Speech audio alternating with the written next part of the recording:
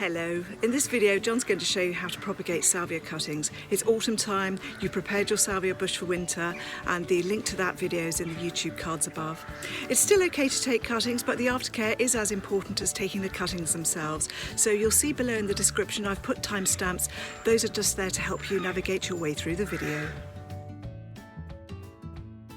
Hello, welcome to John Horsey Horticulture. John's been teaching horticulture professionally for over 30 years now, having started out as a specialist alpine nurseryman. We now run gardening and garden history courses here in the southwest. On this channel we're hoping to help you develop your gardening skills, whether you're new to gardening and looking for some basic foundations, or whether you're a seasoned horty hoping to brush up on tips and advice. We'll show you some different propagation techniques, a little bit of pest control, some growing of vegetables and a lot more. So if you like learning those things, do consider following us. There's no charge, just press the subscribe button. Don't forget to press the all-important notification bell. It just lets you know every time we upload a new video.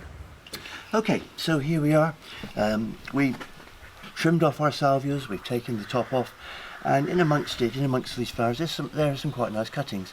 It's a very good idea to take a cutting as a reserve, just in case the plant doesn't survive. If you have a very cold winter, it may not make it. Salvias are in that group. Some of them are quite hardy, some of them won't take any frost at all. So a few cuttings, easy to do, and a good reserve, like an insurance policy for the spring.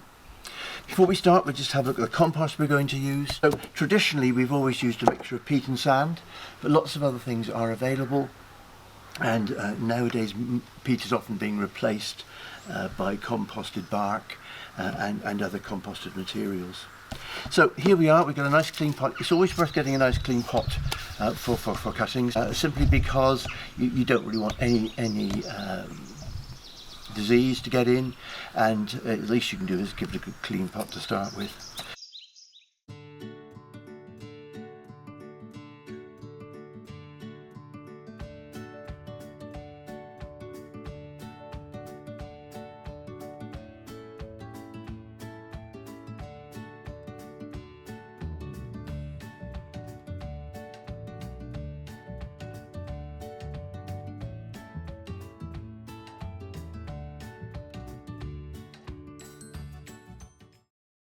So there's the compost. Let's have a look at the plants now. Here's some pieces I've taken off. Now the problem we're going to have with this, of course, is that the plants are still flowering because the weather's stayed quite mild. So the cruel thing we have to do is to actually get to the top of there and cut the flowering shoot out. Can you see there?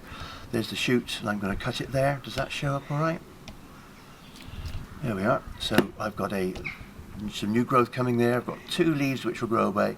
I'm going to pull those pieces off there, so that gives me 2 nodes, and nodes are where the roots arise. So that's because the concentration of cambium comes out from there. Cambium is the meristem. It's the stuff which gives new growth to plants, and it concentrates in the nodes. So we want that there to grow new roots. Here we are. I've taken the top off. I've got 2 little nodes down to there. I'm going to cut down below that node. So we'll go tight on there, just below the node. Nice clean cut heals quickest. And there's our cutting. So put that down there. We fill up the pot. Not completely to the top because we'll put the firm down anyway.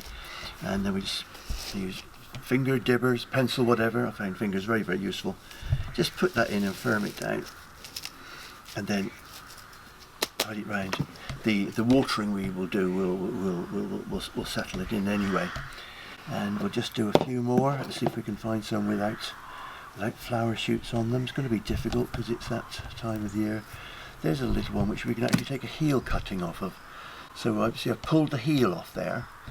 Take those leaves off, and the heel I'm just going to tidy up with a little bit of take the loose material off so that it doesn't rot. We're going to pinch the top, pinch the flower tip out because we don't want it to flower, we want it to grow, and then we just put it in rather like we did the other one. So we'll just do that. We can work our way around the pot. We can put up to 5 plants in it, and then we'll put it in somewhere where it's going to be warm. Ideally they want to be warm at the roots, so if you've got anywhere a warm place will help. The other thing you have to think of is we don't want them to dry out too much. We'll give them a good water when we start, Then we put a plastic bag over them and keep an eye on it. Do change the plastic bag. You turn it every day because you may get a rot in it, but it will keep the air still and hopefully reduce the water loss, and the plant will get going quicker. They should be rooted within a couple of months, and then you can really leave them in this until the spring when they start to actively grow again. We put them in some proper compost with some high nutrition levels and grow them on, and we can plant them out in the spring or give them away to your friends, whatever. So that's how we take cuttings of salvias. Well, thanks very much for joining us here today in Somerset. We very much enjoyed having you. If you like that and would like to follow us, do press the subscribe button, and don't forget to press the all-important notification bell. It just lets you know every time we upload a new video. Until next time.